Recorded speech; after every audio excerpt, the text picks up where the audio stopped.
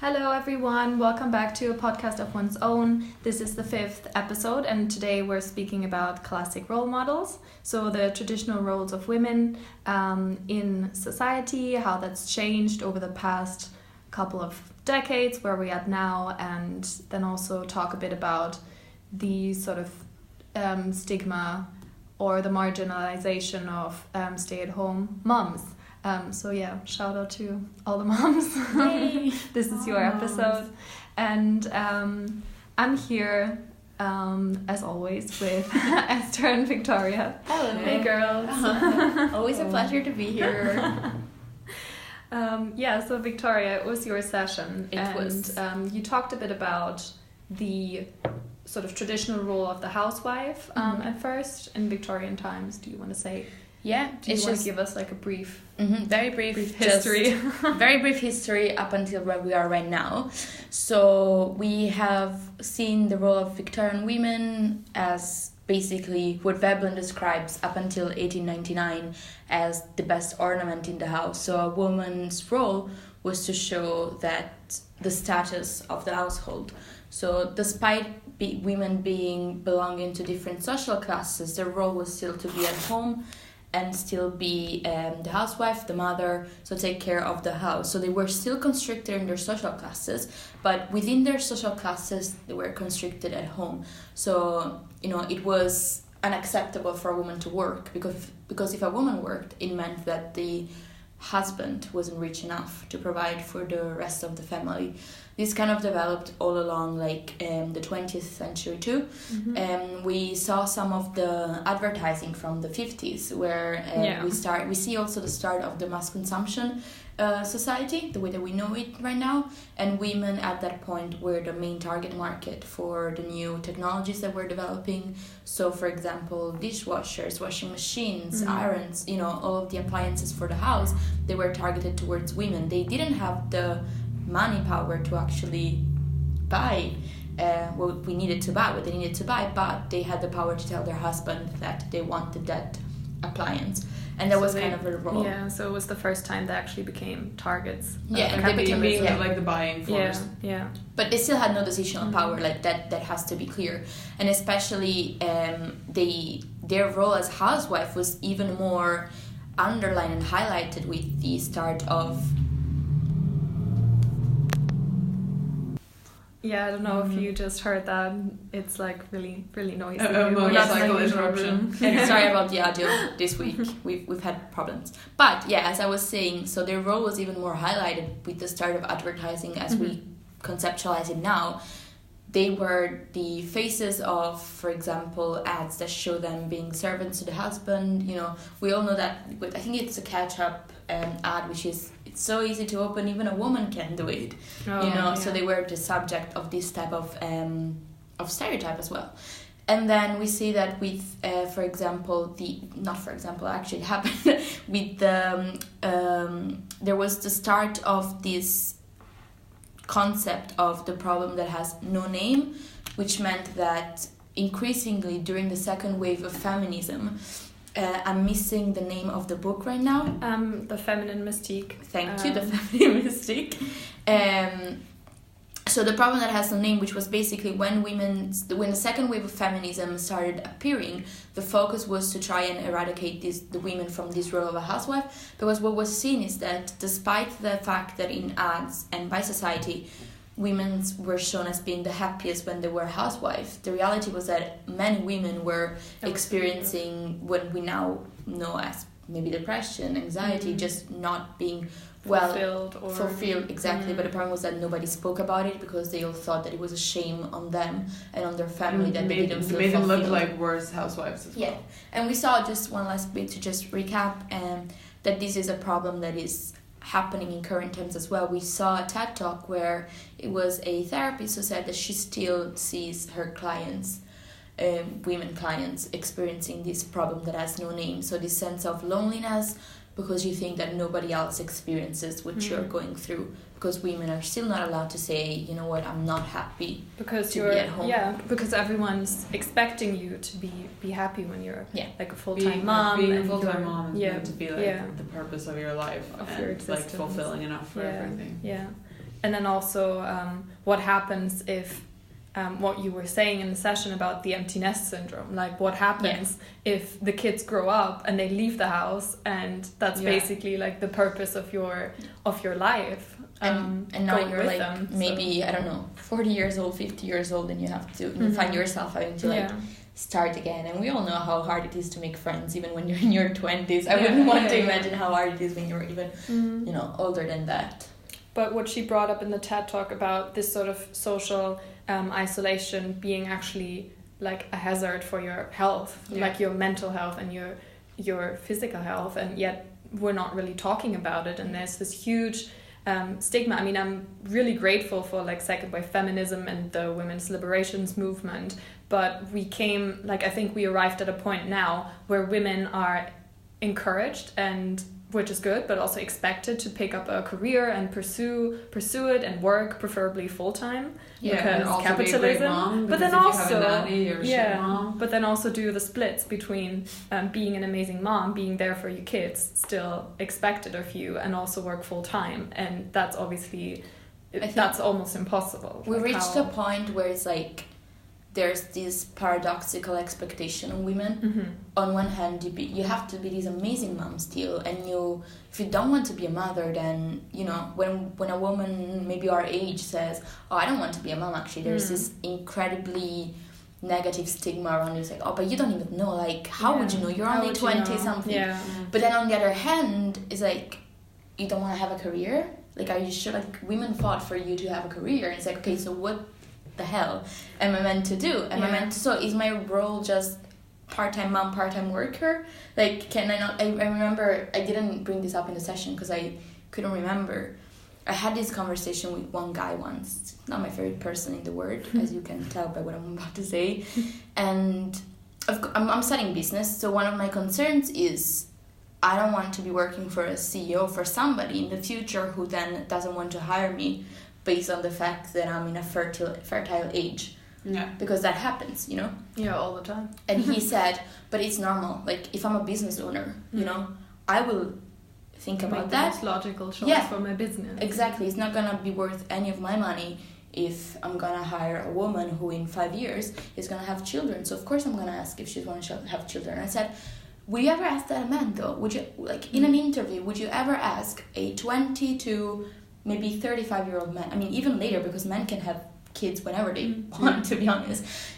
Even later, would you ever ask a man in an interview, "Oh, are you gonna have kids? Because I need to know that for my..." within that frame of thought, because men, so like obviously some men do go on paternity leave, but the fact that the system is so uneven doesn't even give them the option to, like, in a lot of places, in most places, like, men don't even get like a week's paternity leave. Yeah. So there's this, like, in some places women only get 2 weeks. Like, it's just actually like insane. You know, there's this absolutely paradoxical expectation of women. So what are women? There's, at the end of the day, there's always a stigma around when like any of our choices. Whatever we choose to do, we're not doing the other thing, and that's bad. And the main thing is that it is about choice. So if a woman decides she wants to stay at home and she wants to be the primary caretaker for the kids, that's fine, and there's no need, like, there's no reason why she couldn't be a feminist at the same time. And if a woman wants to work full-time and she doesn't want to have kids, that's also fine.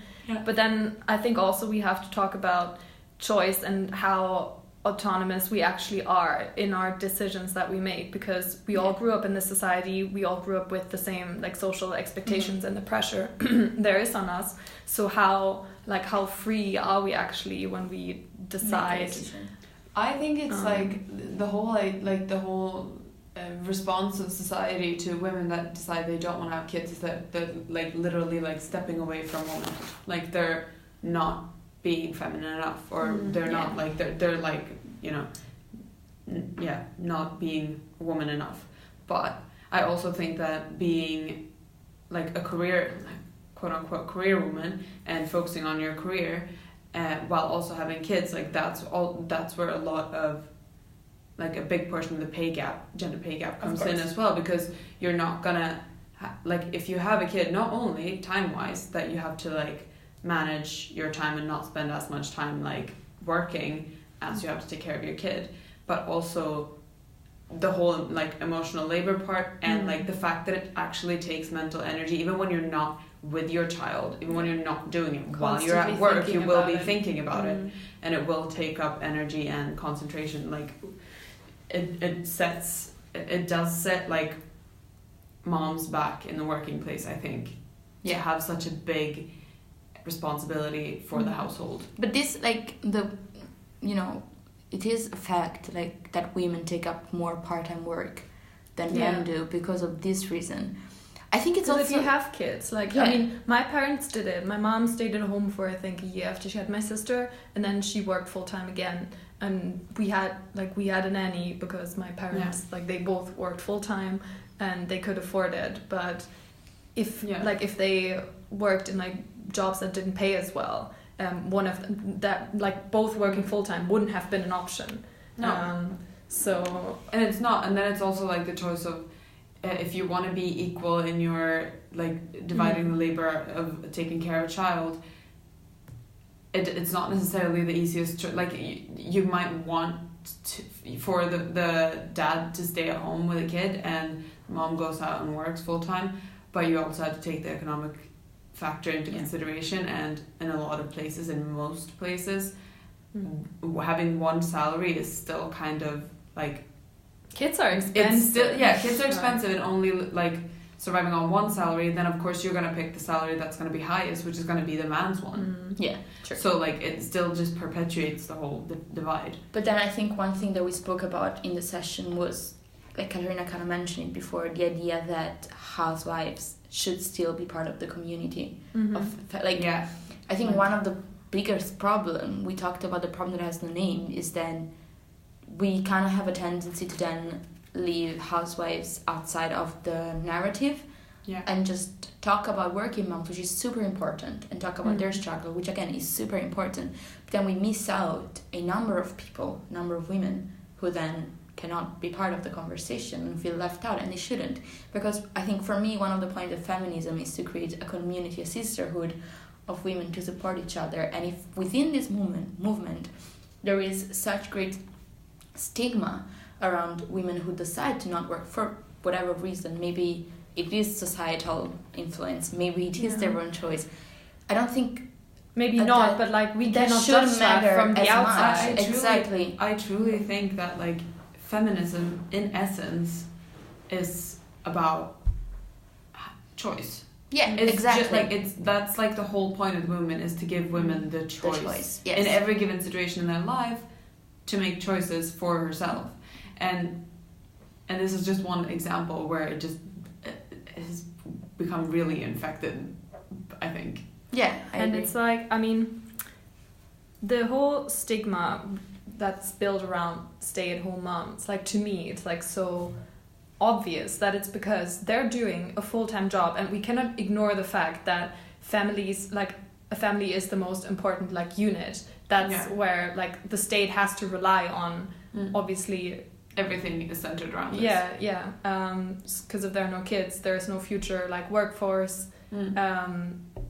There's going to be, like, a demographic shift, whatever, like, it's going to collapse, basically. So they're doing, like, the stay-at-home, quote, moms doing full-time jobs, but they're not getting paid. And everything in our society is, like, centered around paid labor.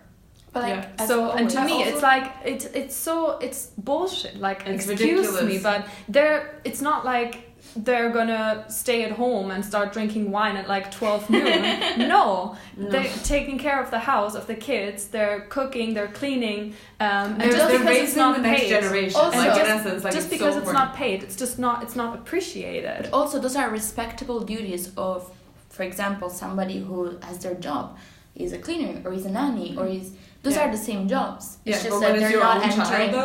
It's just that it's not entering the workforce. And as always, we end up with that idea of why is capitalism our economic system, our social and economic system?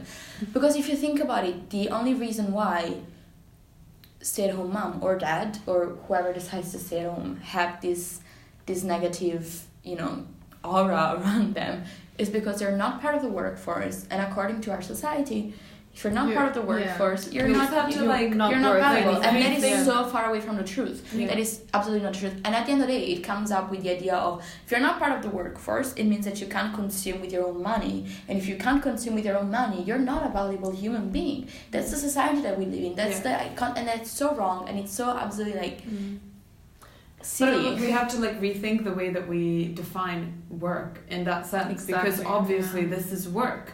But it goes into, we were talking about it in the session as well, it was brought up how even it goes into like the language we use when we talk about it. So we call it stay-at-home mom, but we not call it sit in a cubicle. Yes, office worker. Exactly. And it's so like, it's so, I think especially those words, stay at home, like it sounds like it's like leisure, like it's really just chilling. You're just at home, and it just reduces the whole idea. It makes it impossible to talk and think and even like see it as work, because it's actually called being a stay-at-home mom, and then that immediately makes you think that it's not work, but in essence it is. And I think it is, and it's a kind of work where I personally think I could never do it. Like I'm just not, because it's also about like doing something for one of the big things that we talked about as well, for women who devote all their time to their families, and like regardless if they are full-time stay-at-home moms or full-time or working and being moms, there's still like the limited space for them to actually like do things for themselves and figure out who they are. They're I don't know, it's just really, really upsetting to me. I think, like you were saying, the main point should be choice, and it should be respect. The point is that you need to respect the choice of every woman. Whatever a woman decides to do is nobody's place to propose a judgment, because you don't know the full story. You know, you don't have no idea. And even if you do, it's still not your place. I think it's important, like it was important for us to have this session, because we talk so much about being inclusive, and we talk a lot about race and class and sexual orientation, but it's also about this. We didn't even dwell into the problem of class. If you think about it, which is massive, because not everybody can afford a nanny. Of course. No. Yeah. Like you were saying before, like Esther was saying and then before. it's just shame around money as well. Yeah. And like, which is unfair on women, because we're not going to make as much money in the situation that we're in right now. But I was like, so next time someone questions the need for quotas, exactly. I'm gonna be like, look. I was like, within the feminist community, there's so much such a bias. There's so much like internal conflict about this, because people think that stay-at-home moms like today are setting the feminist movement back, which I think is like total I don't agree at all. Like there's this movie coming out, Little Women, and one of the characters in it, she is really like, she can't wait to get married, to have kids, to have family. Like she's very like, for her that is fulfilling, like that is what like is meaningful and her purpose. And then she's having this conversation with another character who's like, no, but like there's still time, like you can run away with me, you don't have to marry him, like you don't have to do this. She's obviously very like, we need to get rid of the shackles of like this like ideal of having to be like someone's wife for us to be valuable. And then the first character, she's like, no, but actually like I love this person and I want to, like I really want to do this. I don't need to get away hard things. This is not a sacrifice for me right now. But we have to get to the point where it doesn't affect your like your safety and your ability to support yourself. Like if the choice you make, whether to stay at home or not, affects how you can support yourself. I think that's what I was saying in the session as well, because obviously no one should question your choice. If you want to stay at home, you want to have kids, you want to take care of them, the household. But it's important to also keep in mind that if you stop working, you're not going to be self-sufficient. And you can support yourself, which might lead to an imbalance in like the dynamic in your relationship, because the one who like the breadwinner in the family, which is going to be the man, he'll make all the decisions that affect your life as well. And like we said before, when the kids leave the house, or maybe the marriage doesn't work out anymore, and you wanna split up, but you just can't because you gave up work and you can't support yourself. It's also not as easy as like just like if that would happen. It's not as easy as to just like start working, because you've then sacrificed like out of 10 or 20 years of your job life for 20 years, and obviously you're like gonna be in a disadvantaged position towards someone who's got a bunch of experience and like references to show for. So it's a complex problem. It is. It is a complex problem. Like we cannot solve it in 20 minutes. Have we ever discussed anything in the session where we're like, right, so this is black and white, we know exactly what to do. And after 2 hours we were like, well, I think what's important is just to start a conversation, because if we keep the stigma around staying at home and just being, you know, full-time, whatever you want to call yourself, if we never start a conversation, then these problems are never gonna get talked about. Yeah. If we don't start a conversation around, well, we need to still like ensure some sort of money safety net for women to do that, you know? How about the state would just pay it? Yes. Stay-at-home moms for their work. It's work. Because without their work, the state wouldn't exist. I know. So, so how about that? So what we're talking about is to dismantle the society as we know it, make an economic and social revolution, and tear down capitalist patriarchy. I'm glad we got to that solution. That's easily done. Next week on the podcast, we'll talk about how we done that in 1 week only. Nobody has ever come to that conclusion, ever. But yeah. That's great. Yeah. So I think we're gonna, like we said, we're not gonna find a solution now. So we're gonna wrap it up. And stay tuned for the next podcast where we're gonna talk about gender and art. Also really interesting. Woo-hoo.